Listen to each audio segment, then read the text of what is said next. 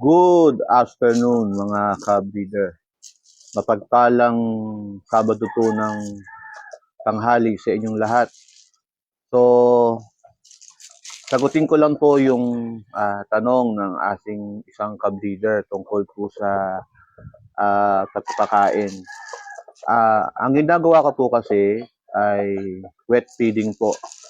So, dalawang cups po na conditioner at isang cup po na pellet.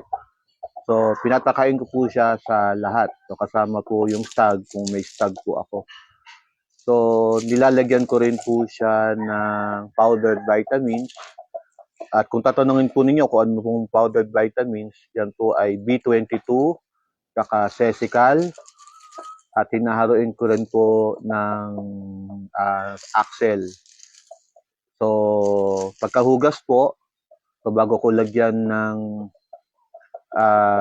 pellet, yun po, hahaluan ko muna ng vitamins.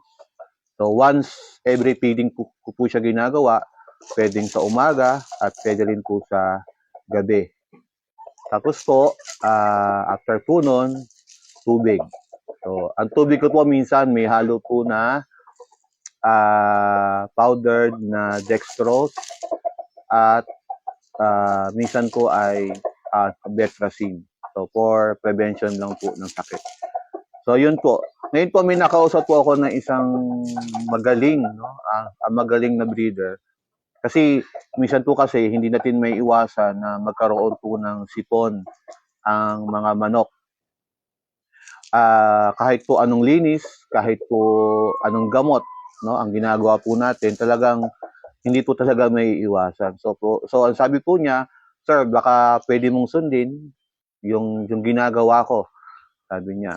Tapos tinanong ko kung ano po yun, sabi niya, naglalagay po siya, nagbababad po siya ng bawang sa tubig. Tapos po yung pinagbabaran po ng bawang, yun po yung magsisilbing painom nila sa mga manok. So, mga twice a week po ang paggawa nun. So, kaya po yun, sinubukan ko po siya. So, siguro mga 2 linggo na po. At so far naman, sa ngayon po, wala ako nakikitang senyales na ang mga manok po ay may sipon. So, sana po nakatulong po ng konti yung konting kaalaman. So, ito pong nasa harap nyo, yan po ang Paul Spark Gray sa Kawanayon Gray. So, napakagaganda po.